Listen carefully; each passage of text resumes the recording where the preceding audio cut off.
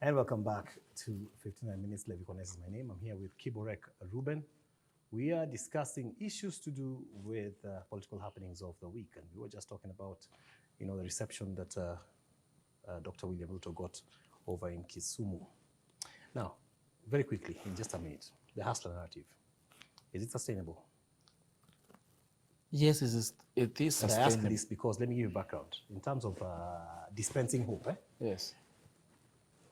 In this country, we have seen a lot of that happen in the past. 2002, we were even rated one of the most hopeful countries in the world. And people thought, Kibaki will come in, they'll collapse over, there will not be a single person who will, do anything of that nature. And well, we know he tried, but Anglo-Leasing came and burst the bubble, and then some other things here and there.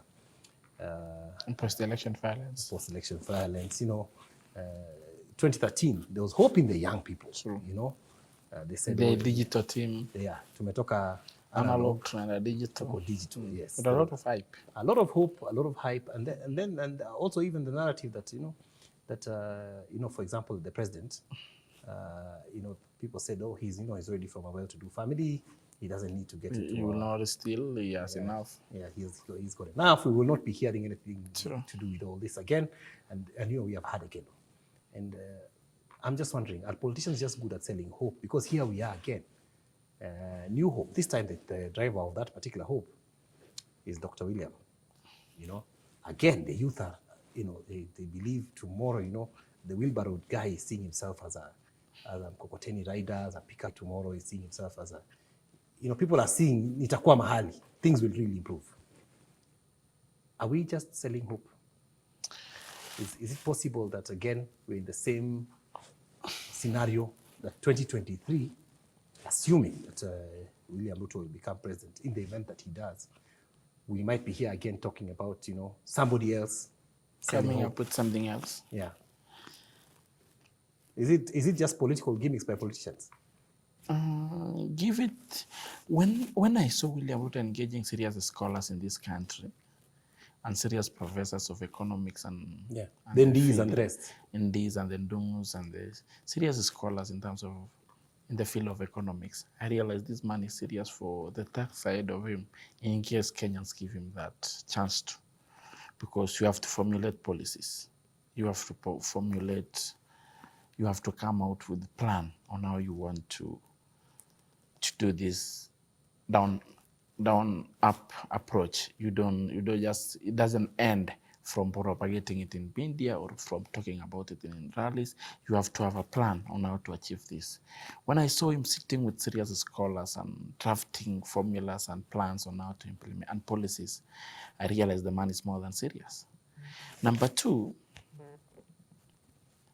between 2002, the hope you are talking about up to now, as much as we have not gotten where we are, we have improved as a country in many fields.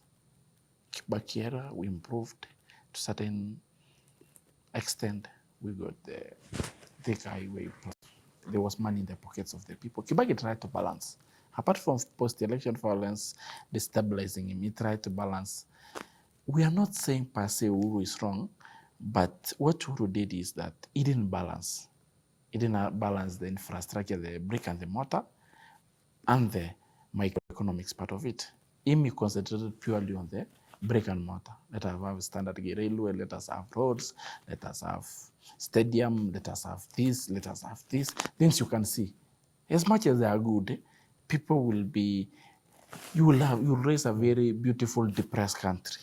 People will ask, what about us? What about us? People, yes, will be driving along dual carry to Rironi, to Akuru, but deep down they are depressed. They are waiting for bank to repossess their car, maybe somewhere around Naivasha. They are deep down. They are waiting for the houses they are trying to buy to be repossessed. So you raise a beautiful country, a very beautiful, like someone in tie, in suit, looking neat, but deep down this person is depressed. He can hang himself next minute with that tie. You think he has a very nice tie, but Kumbe he want to hang himself with that tie. So we will look beautiful from outside, but deep down we'll be very, very depressed. Unlike during Moi time or even Kibaki, we were not beautiful outside, but deep down people had money. People were happy. It was one of the happiest. I think Kenya was rated one of the happiest countries in Africa.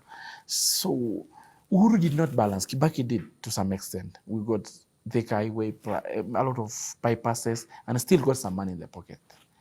So what we are saying, what Uhuru missed a lot was he wanted things to be feasible. This is someone who got into power with the idea of like, I want to be remembered for this, I want to be remembered for this. He is not saying I want Kenyans to be better people, to live a better, dignifying life. He wants himself, he's selfish. I want to be remembered. You have to make everything to be. Everyone has legacy. Live. Even you have your legacy in Kass FM. You want to live one of the best TV show host in the country. Even chiefs, even our MPs, even governors have legacy. So we should not all, as a country, be crammed into one legacy of one person. We all have legacies to live. And we all running short of time because in one way or the other, Levi, we all die. Every day we're running out of time. In the next 50, 70 years, we'll all be gone. And everyone wants to be remembered. We don't want to remember Uhuru alone. So what William Ruto should do is to focus more on the micro and the small enterprise and pushing money to the people as much as can up in terms of infrastructure, the places which are a bit left out,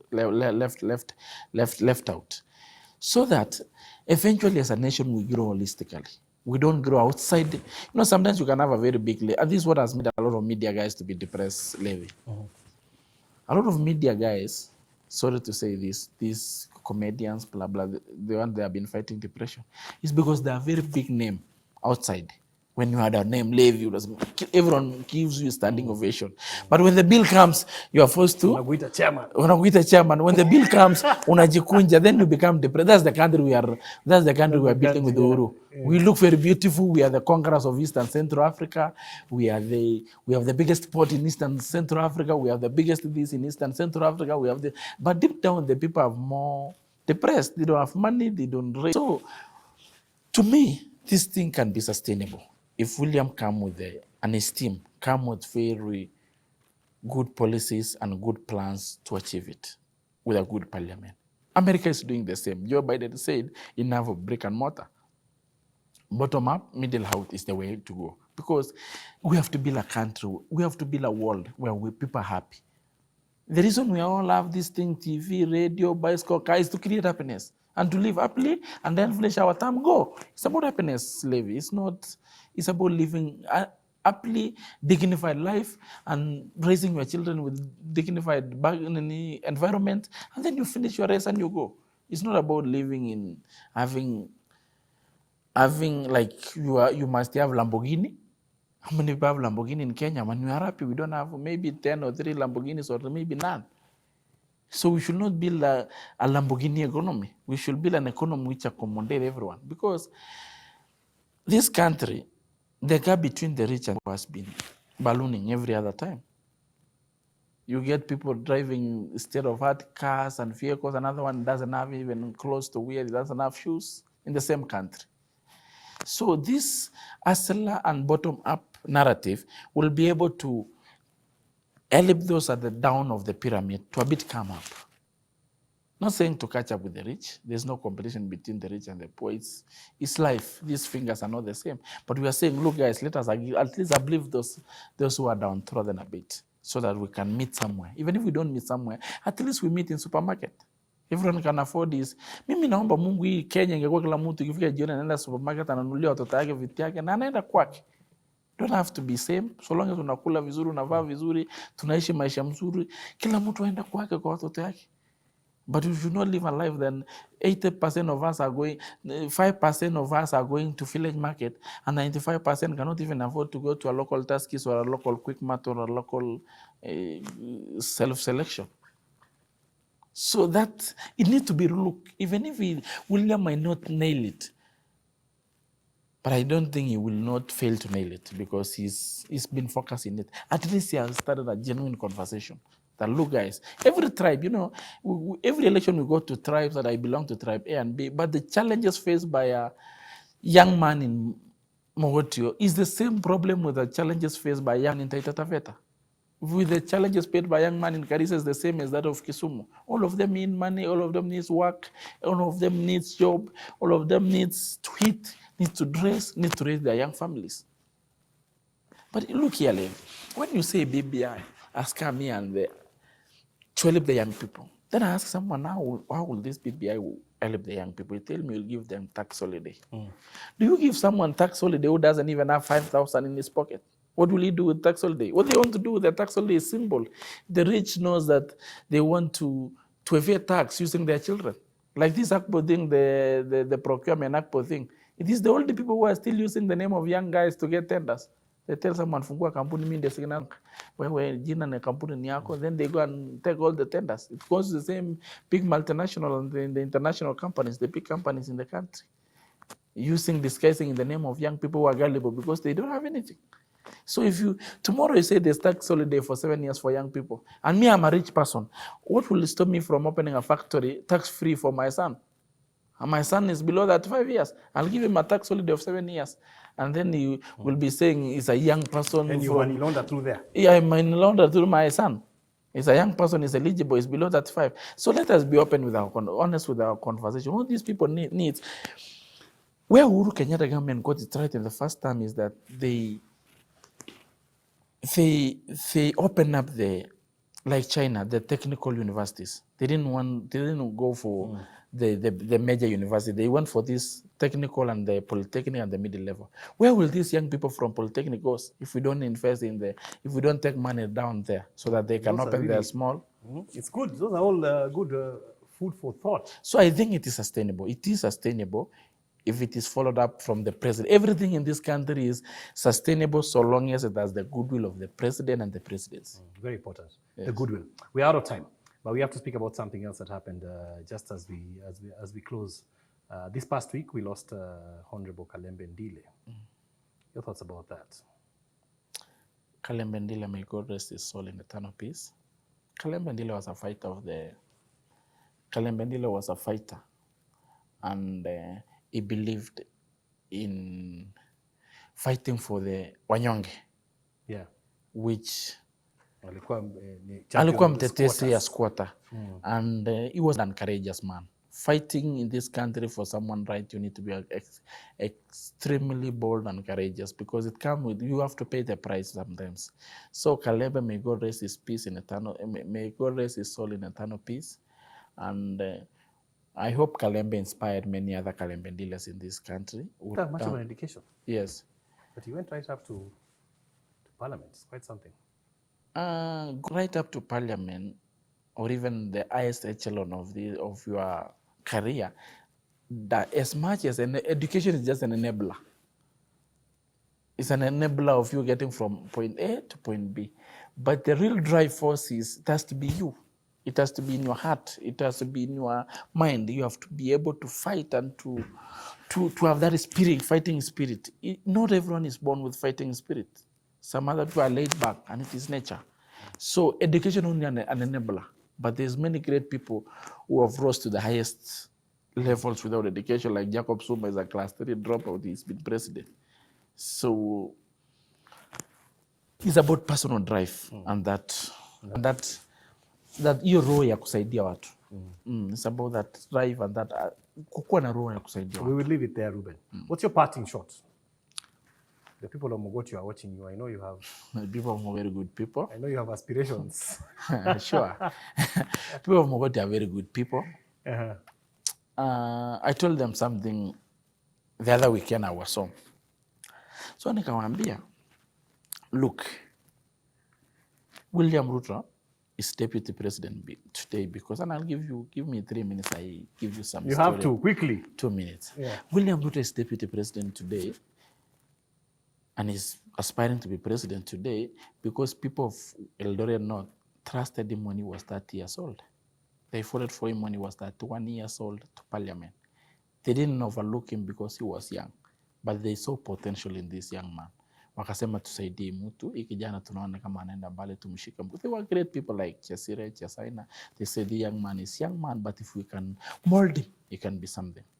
Daniel Toroitich Arap Moi the late, may God rest his soul in eternal peace, went to Legigo in 1955 at the age of 31. 31, yes. He was very young, but the old men, yes, then from Murugors and the Sambus and Towets. So this man is young man, yes, but if we can mold him and assist him, it can be something. The assistant Moi molded him, gave him confidence, and Moi became the president, the longest president one can be in this country. And he has his legacy. Moi Kibaki, at the age of 33 years, he was trusted by people of Bahati in Nairobi. They sent him to parliament to represent them. Kibaki was, had he not been trusted at the age of 33 years, we wouldn't have Kibaki the president that we had, that we are proud of. Musalia Mudavadi, who is now among those fighting for presidency, was 29 when he was taken from university, and he was given the parliament when his dad died in by-election. So he was supported to be the MP of. Now he's here fighting for presidency. Kalonzo Musyoka, I think he was 28 or 29 or thereabout when he won in 1986 by-election. Yeah. So, what's your point as we finish? My point is, yeah, growing. No one is born great.